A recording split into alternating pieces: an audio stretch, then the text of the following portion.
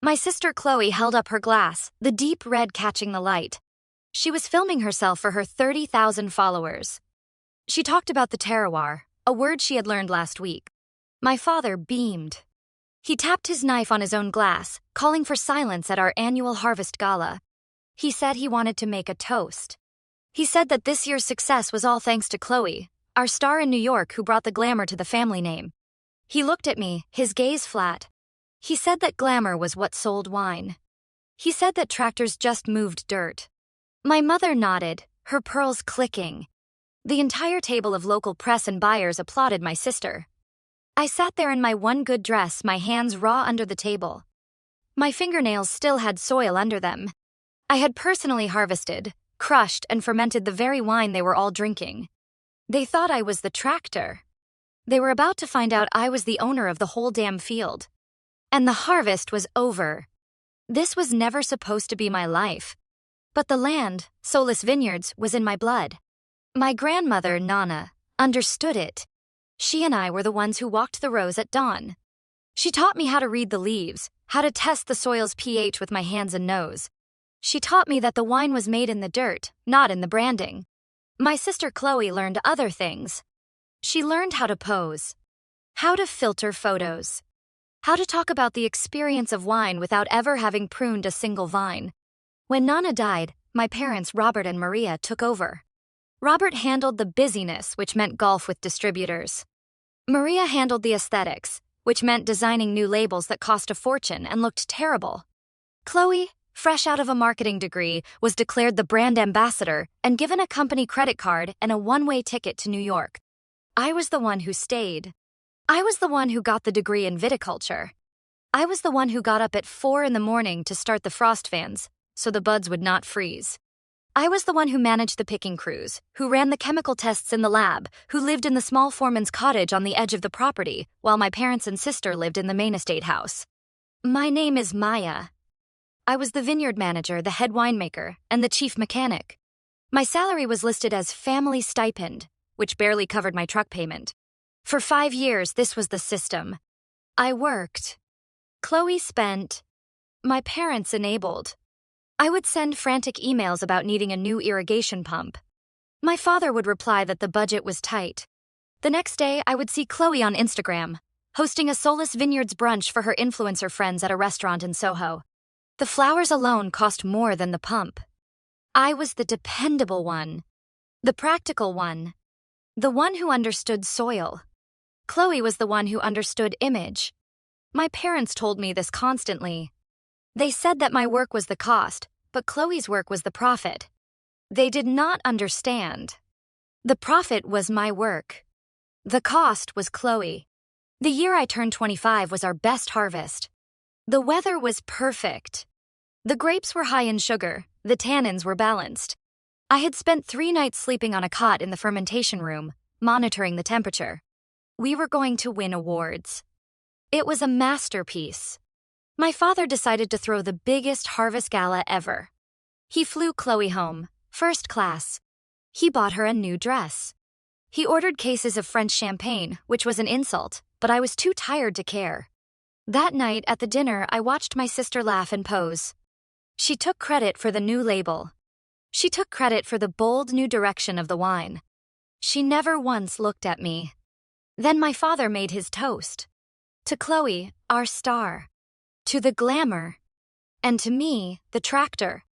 Something in me did not break. It just went cold. It became still. I looked at my father's smiling, proud face. I looked at my mother, her eyes glittering with admiration for her perfect, shiny daughter. I looked at Chloe, who was already back on her phone. I realized they did not see me. I was not a person. I was infrastructure. I was plumbing. I was the dirt under their feet. I stood up. The table went quiet. They were not used to me standing up. My father frowned. I raised my own glass. I told them I had my own toast to make. I said I wanted to thank my grandmother. I said she was a brilliant woman who knew the difference between glamour and hard work. Then I said goodnight and walked out. I did not go back to my cottage. I drove to the city. I stayed in a cheap hotel. The next morning, I went to the law offices of Harvest Gala, Nonna's lawyers. I had received a letter from them a week earlier, on my 25th birthday. I had not opened it. I thought it was just a formality, a small inheritance. The lawyer, a kind man named Mr. Harris, had been waiting for my call. He sat me down in a large, quiet office that smelled like old books. He had a large, leather-bound document on his desk. He explained. Nonna was a very smart woman. She knew her son. She knew her daughters-in-law. She knew her granddaughters. The will was not simple. She had left the management of Solace Vineyards to my parents, but only as stewards. They had no ownership. The estate house was theirs to live in, but only as long as they managed the business. The business itself, the land, the winery, the brand, the inventory, all of it, was in a trust. And that trust dissolved on my 25th birthday. The sole beneficiary was me. Maya. I was not the tractor. I was the owner. I sat there for a full minute, just breathing. The lawyer slid a stack of papers toward me. These were signature cards. Bank accounts. Deeds. He said I now had a choice. I could let things continue, or I could assume control. He said my grandmother had included a note. He handed it to me. It was her handwriting. It just said, "Dirt is honest. People are not. Do not let them steal your work." I signed every paper. I transferred every asset into a new holding company. I opened new bank accounts. I closed the old ones. I cut off the company credit card in New York. I redirected all payments from our distributors to my new accounts. It took 3 days. 3 days of silence. 3 days of signing my name over and over. When I was done, I drove back to the vineyard. Not to the cottage. To the main house. I walked in. My mother was in the kitchen, yelling at a caterer on the phone. She saw me and her face tightened. She told me I had embarrassed my father. She said I had ruined Chloe's night. I did not say anything. I just walked past her into my father's study. He was on the phone, probably with a distributor. He was laughing. He saw me and waved me away, annoyed. I walked to his desk and unplugged his phone from the wall. The silence was sudden. He looked at me, his face turning dark. He asked me what I thought I was doing. I placed a single piece of paper on his desk. It was a letter from my lawyer. It was very polite. It informed him that his services as manager were no longer required. He stared at it. He did not understand. He said this was his company. I told him it was not. It was Nonna's. And now, it was mine. He laughed. He said I was crazy. He said I was delusional. He said I was nothing but a field hand. My mother came into the room. She asked what was happening. Then the front door burst open. It was Chloe. She was not glamorous.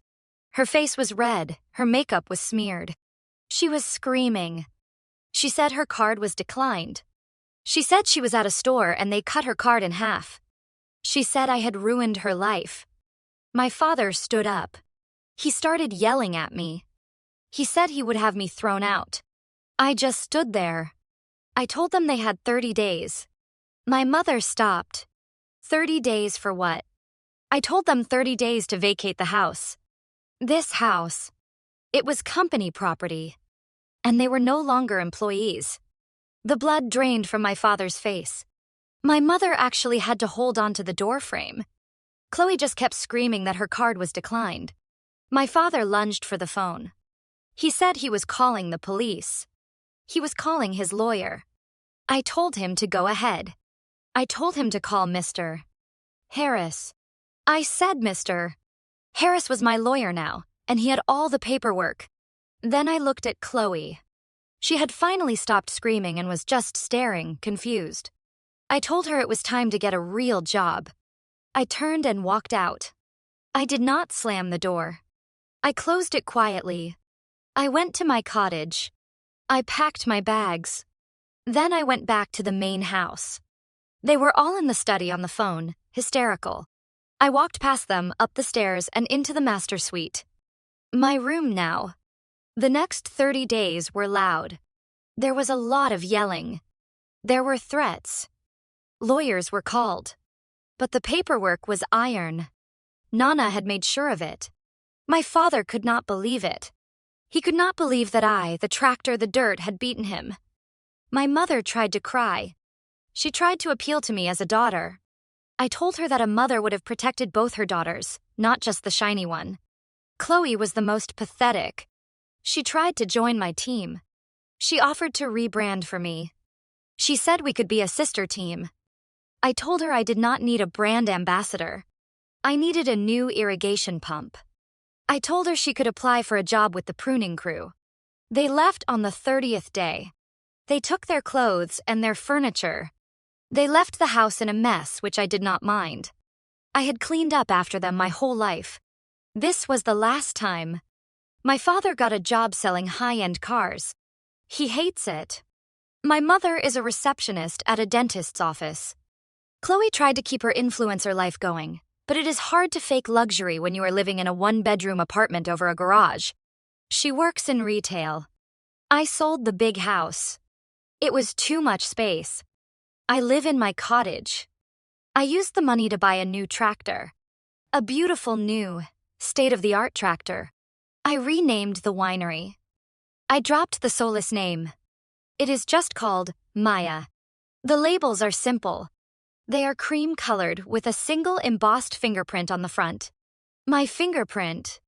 The critics love it. They talk about the honesty of the wine. They talk about the terroir. I won Winemaker of the Year last month. I stood on the stage in my clean dress and my hands were clean, but they were still rough. I did not thank my family. I thanked my grandmother. I thanked the dirt. I do not see them. I hear they are not doing well. I hear they are angry. I do not care. I am sitting on the porch of my cottage. The sun is setting over my vines. My vines. I have a glass of my wine in my hand. It tastes like hard work. It tastes like justice. It tastes like silence. And the silence, finally, is mine. I earned it.